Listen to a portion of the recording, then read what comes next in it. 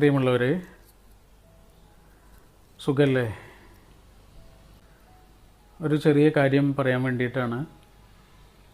എന്തായാലും നിങ്ങൾ കൂടി ഈ കാര്യങ്ങൾ ആലോചിക്കണം എന്ന് ഞാൻ ആഗ്രഹിക്കുന്നുണ്ട്. നിങ്ങൾ ആരാണെങ്കിലും, കല്യാണം കഴിഞ്ഞ ഒരാളാണെങ്കിലും, കല്യാണത്തെക്കുറിച്ചൊക്കെ ആലോചിക്കുന്ന ഒരാളാണെങ്കിലും, ഒരു ആൺകുട്ടിയോ പെൺകുട്ടിയോ ഒരു പാരൻറ്റോ ആരാണെങ്കിലും, ഒരുപാട് ആളുകളെ നമ്മളിങ്ങനെ സമീപിക്കാറുണ്ട്. ചില കാര്യങ്ങൾ സംസാരിക്കാനുണ്ട്, പങ്കുവെക്കാനുണ്ട് എന്നൊക്കെ പറഞ്ഞിട്ട്. ഇതിലൊരു വലിയ ഭൂരിപക്ഷം വരുന്ന ആളുകളും കല്യാണം കഴിഞ്ഞ സ്ത്രീകളാണ്. പല ഏജ് ഗ്രൂപ്പിലുള്ള ആളുകളുണ്ട് കേട്ടോ. പക്ഷേ ഇവരുടെ പൊതുവായ ഒരു പ്രശ്നം ഇവർ ഹാപ്പി അല്ല എന്നുള്ളതാണ്. ജീവിതത്തിലെ എല്ലാ സൗകര്യങ്ങളും ഉണ്ട്, അതിനൊന്നും ഒരു കുറവില്ല. പക്ഷെ ജീവിതത്തിൻ്റെ ഒരു ഒഴുക്ക് നിലച്ചുപോയി. അതാണ് പ്രശ്നം. ഒരു സെൽഫ് വർത്ത് ഫീൽ ചെയ്യുന്നില്ല. അതാണല്ലോ മനുഷ്യന് ഏറ്റവും പ്രധാനം. നമ്മളിങ്ങനെ ജീവിച്ചു കൊണ്ടിരിക്കുന്നു എന്നുള്ളതിൽ നമ്മൾക്കൊരു അഭിമാനമൊക്കെ ഉണ്ടാവണമല്ലോ. നമ്മുടെ ചില സ്വപ്നങ്ങളൊക്കെ നടക്കുമോ എന്നറിയാനൊന്ന് ശ്രമിക്കാനെങ്കിലും പറ്റണമല്ലോ. അതൊന്നും സാധിക്കാതെ വേറെ ആരോ ആയിട്ട് ഇങ്ങനെ ജീവിക്കുകയാണ്. നേരം വെളുക്കുന്നു, വൈകുന്നേരം ആവുന്നു, രാത്രിയാവുന്നു, പിന്നെയും നേരം വെളുക്കുന്നു. ജീവിതം ഒരേ ട്രാക്കിൽ ഇങ്ങനെ പോവുക. ജീവിതത്തിൻ്റെ ഒരു രസം നഷ്ടപ്പെട്ടു പോകുന്ന ആളുകളാണ്. അതുകൊണ്ട് തന്നെ അവരുടെ മനസ്സ് വിഷാദത്തിൻ്റെ കുഴിയിലേക്ക് ഇങ്ങനെ വീണുകൊണ്ടിരിക്കുക. ഇത് ഒരാളൊന്നുമല്ല കേട്ടോ, എത്രയോ പേരാ.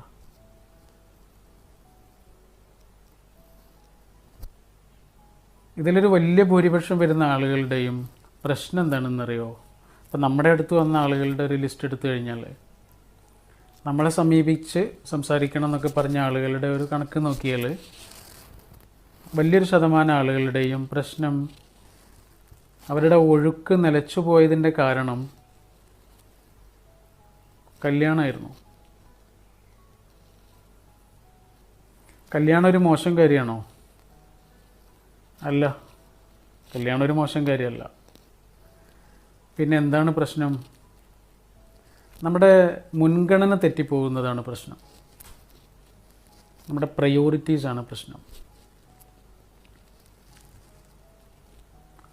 രണ്ടാം സ്ഥാനത്തോ മൂന്നാം സ്ഥാനത്തോ ഒക്കെ വരേണ്ട ചില കാര്യങ്ങൾ ഒന്നാം സ്ഥാനത്തേക്ക് കയറിയിട്ട് ജീവിതത്തിൻ്റെ താളം തെറ്റിക്കുന്നതാണ്. പഠനം എന്നൊക്കെ പറയുന്നത് ഒരു സമയത്ത് നടക്കേണ്ടതാണ്, ഒരു ഏജിൽ നടക്കേണ്ടതാണ്. ആ ഏജിൽ പഠനത്തിനാണ് മുൻഗണന. പിന്നീട് ഒരിക്കലും പിന്നെ വേറെ ഏതൊരു ഏജിൽ പഠനത്തെക്കുറിച്ച് നമ്മൾ ആലോചിക്കുമ്പോഴും അതത്ര എളുപ്പമാവില്ല. ചിലപ്പോൾ സംഭവിച്ചേക്കാം, പക്ഷെ അത്ര എളുപ്പമാവണമെന്നില്ല. മുൻഗണനയാണ് പ്രധാനം. ബാംഗ്ലൂർ ഡേയ്സ് എന്ന സിനിമ കണ്ടവർക്കറിയാം. അതിൽ നസറിയയുടെ കഥാപാത്രം ചെറിയ പ്രായത്തിൽ കല്യാണം കഴിയുന്ന ഒരു കുട്ടിയാണ്. അവളുടെ കല്യാണ ദിവസം അവളിങ്ങനെ അണിഞ്ഞൊരുങ്ങുന്ന സമയത്ത് അവളുടെ മേശപ്പുറത്ത് എന്തോ ഒരു പേപ്പറുണ്ട്. ആ രംഗം സൂക്ഷിച്ചു നോക്കിയാൽ അറിയാം. ആ പേപ്പർ എന്തായിരുന്നു എന്നറിയോ? അവൾ പഠിച്ചുകൊണ്ടിരുന്ന സ്ഥാപനത്തിൽ അവൾക്ക് 1ാം റാങ്ക് കിട്ടിയതിൻ്റെ നോട്ടീസാണ്. ആ സ്ഥാപനം അടിച്ചിറക്കിയ നോട്ടീസാണ്. ആ നോട്ടീസ് ഇങ്ങനെ മാറ്റി വെച്ചിട്ടാണ് അവൾ കല്യാണത്തിന് അണിയാനുള്ള എന്തോ ഒരു ആഭരണമൊക്കെ അണിഞ്ഞുകൊണ്ടിരിക്കുന്നത്. പിന്നീട് ഒരുപാട് സമയം കഴിഞ്ഞു, മാസങ്ങൾ കഴിഞ്ഞു. ഭർത്താവിനും അവൾക്കിടയിൽ പ്രശ്നങ്ങളൊക്കെ ഉണ്ടാകുന്നു. പിന്നീട് അവൾ ജീവിതം തിരിച്ചു പിടിക്കുന്നുണ്ട്. അവൾ നീക്കി വെച്ച സ്വപ്നങ്ങളെ തിരിച്ചു പിടിക്കുന്നുണ്ട്. ആ സമയത്ത് അവളൊരു മുൻഗണനാ ലിസ്റ്റ് ഉണ്ടാക്കുന്നുണ്ട്. ഒരു പേപ്പറുണ്ട്, സൂക്ഷിച്ചു നോക്കിയാൽ അറിയാം. ഒരു പാട്ടിനിടക്കാണ് അത് കാണിക്കുന്നത്. അതിൽ അവൾ പഠനം തിരിച്ചു പിടിക്കേണ്ടതാണ് എഴുതി വച്ചിട്ടുള്ളത്. അതിന് വേണ്ട പണം കണ്ടെത്തണം, സ്ഥാപനം കണ്ടെത്തണം, ഒരു സൈക്കിൾ വാങ്ങണം, ഇതൊക്കെയാണ്. മുൻഗണനയാണ് പ്രധാനം. അതൊരു സമയത്ത് തെറ്റിക്കഴിഞ്ഞാൽ പിന്നീട് അത് തിരിച്ചു പിടിക്കൽ വലിയ പണിയാണ്. നിങ്ങളൊരു കഥ കേട്ടിട്ടില്ലേ? കുട്ടിയെ ഒക്കത്ത് വെച്ച് ഇങ്ങനെ നടന്നു പോകുന്ന ഒരു ഭിക്ഷക്കാരി ഒരു ഗുഹയിൽ പെട്ടുപോയി. ആ ഗുഹയിൽ നിറച്ചും സ്വർണവും പണമൊക്കെയാണ്. അതിൽ നിന്ന് അവർക്ക് എത്ര വേണമെങ്കിലും എടുക്കാം.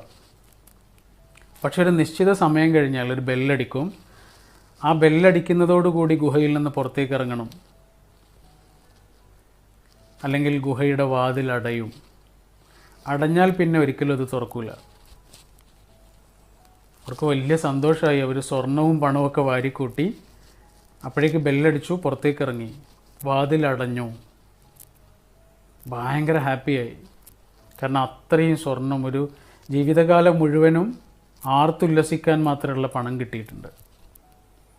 പക്ഷെ അതിനിടയ്ക്ക് ചെറിയൊരു പ്രശ്നം ഉണ്ടായിട്ടുണ്ട്.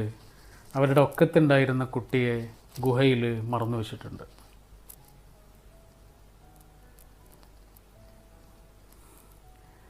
നമ്മുടെ ഒക്കത്തുള്ള സ്വപ്നങ്ങളെ എങ്ങാനും നമ്മൾ എവിടെയെങ്കിലും മറന്നു വെച്ചാൽ വേറെ എന്തൊക്കെ വാരിക്കൂട്ടി പുറത്തിറങ്ങിയാലും നമുക്ക് സന്തോഷം ഉണ്ടാവില്ല.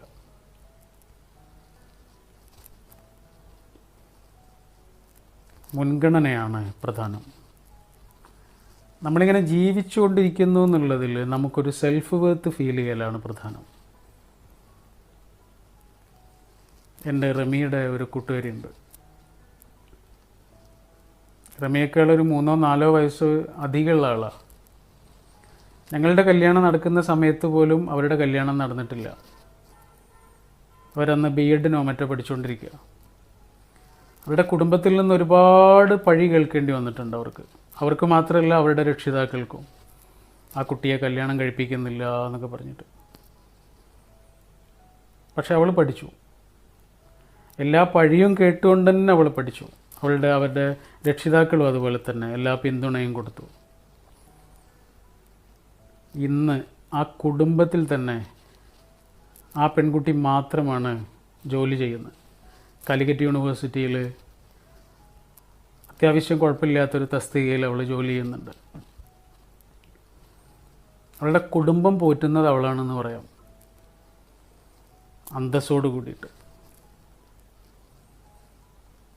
ഭർത്താവ് ഗൾഫിലായിരുന്നു. അദ്ദേഹം ഗൾഫിൽ നിന്ന് തിരിച്ചു വന്നു. ഇവിടെ നല്ലതുപോലെയുള്ളൊരു ജോലിയൊന്നും അദ്ദേഹത്തിന് കണ്ടെത്താൻ പറ്റിയിട്ടില്ല. പക്ഷേ അവൾ സുന്ദരമായിട്ട് ആ കുടുംബത്തെ പോറ്റി വളർത്തുന്നുണ്ട്. ഇത് ഒരു പെൺകുട്ടിയുടെ മാത്രം കാര്യമല്ല കേട്ടോ, എത്രയോ പെൺകുട്ടികൾ. ഒരു പെൺകുട്ടി പഠിക്കുക, ജോലി നേടുക, അവളുടെ സ്വപ്നങ്ങളിലേക്ക് കുതിക്കുക, അതാണ് പ്രധാനം. ആൺകുട്ടിയാവട്ടെ പെൺകുട്ടിയാവട്ടെ, സ്വപ്നങ്ങളുടെ ഒഴുക്കിനെ തടസ്സപ്പെടുത്തുന്ന യാതൊരു തരത്തിലുള്ള കല്ലുകളും ആ ഒഴുക്കിലേക്ക് വലിച്ചെറിയാൻ പാടില്ല രക്ഷിതാക്കൾ.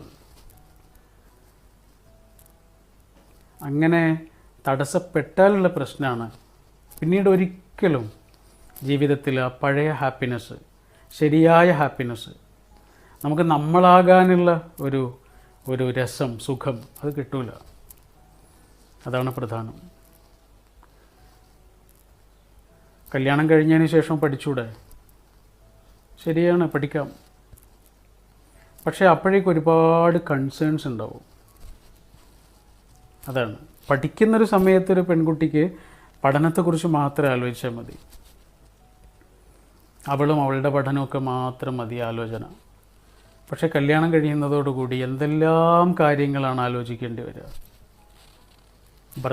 ഭർത്താവിൻ്റെ ഇഷ്ടാനിഷ്ടങ്ങൾ, അയാൾക്ക് സമയം കിട്ടാത്തതിൻ്റെ പ്രശ്നങ്ങൾ, അവർ തമ്മിൽ ഒരുമിച്ച് ആകാൻ പറ്റാത്തതിൻ്റെ പ്രശ്നങ്ങൾ, പഠനം അതിനൊരു തടസ്സമാകുന്നു എന്നുള്ള പരാതികൾ, ഭർത്താവിൻ്റെ കുടുംബം, അച്ഛൻ, അമ്മ, വാപ്പ, ഉമ്മ, ജ്യേഷ്ഠൻ, സഹോദരന്മാർ, ഒരുപക്ഷെ സഹോദരന്മാരുടെ ഭാര്യമാർ, കുടുംബത്തിലെ മറ്റുള്ള ആളുകൾ, അയൽക്കാർ, ഇങ്ങനെ തുടങ്ങി ഒരുപാട് ആളുകളുടെ സംതൃപ്തിക്ക് വേണ്ടിയിട്ട് ഈ പെൺകുട്ടി ഇങ്ങനെ കാത്തിരിക്കേണ്ടി വരും. ഒരുപാട് അനുമതികൾക്ക് വേണ്ടിയിട്ട് കാത്തിരിക്കേണ്ടി വരും. അതോടുകൂടി കൺസേൺ മാറും, പ്രയോറിറ്റിയും മാറും. അങ്ങനെയാകുമ്പോൾ പഠനം അങ്ങനെ പിന്നോട്ട് പോകും, പഠനത്തിൻ്റെ രീതിയൊക്കെ മാറും. പഴയതുപോലെ പഠിക്കാനൊന്നും കഴിയുന്നില്ല, അതിലേക്ക് ശ്രദ്ധിക്കാൻ കഴിയുന്നില്ല. ഇങ്ങനെയൊക്കെയുള്ള പ്രശ്നങ്ങളാണ് പിന്നീട് അഭിമുഖീകരിക്കേണ്ടി വരിക.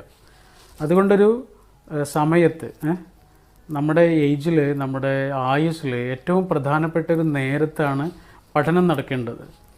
ആ സമയത്ത് പഠനത്തിൻ്റെ മുകളിലേക്ക് മറ്റു കാര്യങ്ങൾ കടന്നു വരുമ്പോൾ ആ സമയത്ത് അതൊരു വലിയ കാര്യമായിട്ടൊക്കെ നമുക്ക് തോന്നും. പക്ഷെ പിന്നീടാണ് അതിലുള്ള നിരാശയും സങ്കടമൊക്കെ നമ്മളെ വേട്ടയാടാൻ തുടങ്ങും. പെൺകുട്ടികൾ പഠിക്കുകയും ജോലി നേടുകയും വരുമാനം നേടുകയും ഒക്കെ ചെയ്യുന്നതിന് എന്താണ് കുഴപ്പം? ഒരുപക്ഷെ ഭർത്താവിനേക്കാൾ വലിയ വരുമാനത്തിലേക്ക്, ശമ്പളക്കാരിയൊക്കെ ആകാൻ ഒരുപക്ഷെ അവൾക്ക് കഴിയും. അങ്ങനെ എത്രയോ കുടുംബങ്ങളില്ലേ? അതൊരു മോശം കാര്യമാണോ? അതൊരു മോശം കാര്യമായിട്ടാണ് പലപ്പോഴും കാണാറുള്ളത്. ഭർത്താവിന് ശമ്പളം കുറവോ അല്ലെങ്കിൽ ജോലി ഇല്ലാതിരിക്കുകയോ ഭാര്യ ജോലിക്കാരിയായി മാറുകയോ ഒക്കെ ചെയ്യുന്നത് ഒരു വലിയ കുറ്റമായിട്ടാണ്, അതല്ലെങ്കിൽ ഒരു കോമഡിയൊക്കെ ആയിട്ടാണ് പൊതുവെ നമ്മുടെ സമൂഹവും സിനിമകളൊക്കെ പരിചയപ്പെടുത്തി തരാറുള്ളത്. പഴയ ശങ്കരാടി ചേട്ടൻ്റെ കഥാപാത്രങ്ങളൊക്കെ ഓർമ്മയില്ലേ? ജഗതി ചേട്ടൻ്റെ കഥാപാത്രങ്ങളൊക്കെ. വീട്ടിൽ ഭാര്യ ജോലിക്കാരിയായിരിക്കും, ഭർത്താവ് വീട്ടിലിരിക്കുന്നത് ഒരു കോമഡി ആയിട്ട്, ഒരു മോശം കാര്യമായിട്ടാണ് ചിത്രീകരിക്കാറുള്ളത്. അതിന് വലിയ ഒരു തിരുത്താണ് പുതിയതായി വന്നിട്ടുള്ള കരിക്കിൻ്റെ ഏറ്റവും ലേറ്റസ്റ്റ് എപ്പിസോഡ് അല്ലേ? നിങ്ങളും കണ്ടിട്ടുണ്ടാവുമെന്നാണ് വിചാരിക്കുന്നത്. കരിക്ക് പൊതുവെ സമൂഹത്തിൻ്റെ ചില പൊതുബോധങ്ങളെ വളരെ കൃത്യമായി ഭംഗിയായിട്ട് തിരുത്താറുണ്ട്. അങ്ങനെ ഒരു തിരുത്തലായിരുന്നു ഏറ്റവും ലേറ്റസ്റ്റ് എപ്പിസോഡ്. ഭാര്യയാണ് ജോലിക്കാരി, ഭർത്താവ് വീട്ടിലാണ്. അദ്ദേഹം അതിനെക്കുറിച്ച് വളരെ അന്തസ്സോടു കൂടിയാണ് സംസാരിക്കുന്നത്. അതിനെന്താണ് കുഴപ്പം എന്ന് പറയുന്നുണ്ട്. അപ്പോൾ അതിനൊരു കുഴപ്പമൊന്നുമില്ല. ഒരാളുടെ സാധ്യതയെ അയാൾ ഉപയോഗിക്കണം. അത് ആൺകുട്ടിക്കാവാം, പെൺകുട്ടിക്കാവാം, ആർക്കാണെങ്കിലും അയാളുടെ സാധ്യതകളെ, അയാളുടെ സ്വപ്നങ്ങളിലേക്ക് അയാൾക്ക് എത്താൻ കഴിയണം. അയാൾക്ക് ആകാൻ പറ്റുന്നതൊക്കെ അയാൾക്ക് ആകാനും സാധിക്കണം. അതാണ് പ്രധാനം. ഒരുപാട് നീട്ടിക്കൊണ്ടുപോകുന്നില്ല. ഇനി എൻ്റെ സഹോദരന്മാരോട്, ആൺകുട്ടികളോട്, അനിയന്മാരോട് പറയാനുള്ളത് എന്താണെന്നറിയോ? നിങ്ങളൊരു വിവാഹത്തെക്കുറിച്ചൊക്കെ ആലോചിക്കുന്നുണ്ടെങ്കിൽ, കല്യാണം കഴിക്കുന്നതിനെക്കുറിച്ചൊക്കെ ചിന്തിക്കുന്നുണ്ടെങ്കിൽ, നിങ്ങൾ മുൻഗണന കൊടുക്കേണ്ട ഒരു കാര്യം, പഠനം പൂർത്തിയായ ഒരു പെൺകുട്ടിയെ അല്ലെങ്കിൽ പൂർത്തിയാകാനിരിക്കുന്ന ഒരു പെൺകുട്ടിയെ ഒക്കെയാണ് എപ്പോഴും വിവാഹം കഴിക്കാൻ നല്ലത്. ഇല്ലെങ്കിൽ എന്താണെന്നറിയോ? കല്യാണം കഴിയുന്നതോടുകൂടി നേരത്തെ പറഞ്ഞതുപോലെ അവളുടെ പഠനത്തിന് ഒരുപാട് തടസ്സങ്ങൾ വരും. ആ തടസ്സങ്ങൾ ഇപ്പോൾ വലിയ പ്രശ്നമൊന്നും ആയിട്ട് തോന്നില്ല, പഠനം തന്നെ നിർത്തി വെക്കാനൊക്കെ തയ്യാറാവും. പക്ഷെ പിന്നീട് നിങ്ങളുടെ രണ്ടാളുടെയും ജീവിതത്തെ അത് കാര്യമായി ബാധിക്കും. കാരണം ആ പെൺകുട്ടിക്ക് എന്നും അതിൻ്റേതായ ഒരു സന്തോഷമില്ലായ്മ ഉണ്ടാവും, നിരാശയുണ്ടാവും. കല്യാണമായിരുന്നു അവളുടെ ആ ജീവിതത്തിൻ്റെ യാത്രയെ, അവളുടെ നേരത്തെ പറഞ്ഞതുപോലെയുള്ള ഒഴുക്കിനെ തടസ്സപ്പെടുത്തിയത് എന്നുള്ള ഒരു ചിന്ത അവളുടെ ബോധമനസ്സിലോ ഉപബോധ മനസ്സിലോ കിടക്കുന്നുണ്ടാവും. അതിൻ്റെ ഒരു നിരാശയും വിഷാദവും ഒക്കെ എന്നും നിങ്ങളുടെ ബന്ധത്തെയും വേട്ടയാടിക്കൊണ്ടിരിക്കും.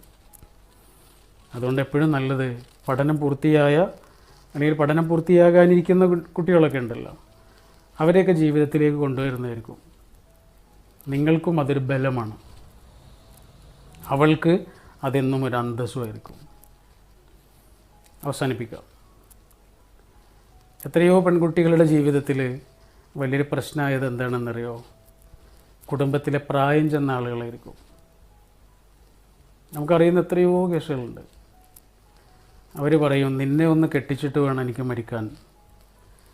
നീയൊരു വിവാഹിതയായി കഴിയുന്നത് കാണാൻ, കല്യാണം കഴിച്ച് കാണാൻ, അതൊക്കെ ഒന്ന് കണ്ടിട്ട് എനിക്ക് മരിച്ചാൽ മതി എന്നൊക്കെ പറയും.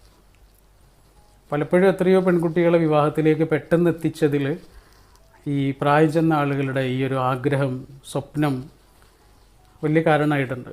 അവർ സ്നേഹം കൊണ്ട് പറയുന്നതാണ് കേട്ടോ. പക്ഷേ നീ ഒന്ന് കല്യാണം കഴിച്ച് കണ്ടിട്ട് എനിക്ക് മരിച്ചാൽ മതി എന്ന് പറയുന്നതിന് പകരം നീ ഒരു ജോലിക്കാരിയൊക്കെ ആയിട്ട് കണ്ട് എനിക്ക് മരിച്ചാൽ മതി എന്ന് ഒന്ന് പറഞ്ഞിരുന്നെങ്കിൽ എത്രയോ പെൺകുട്ടികളുടെ ജീവിതം മറ്റൊന്നാകുമായിരുന്നു.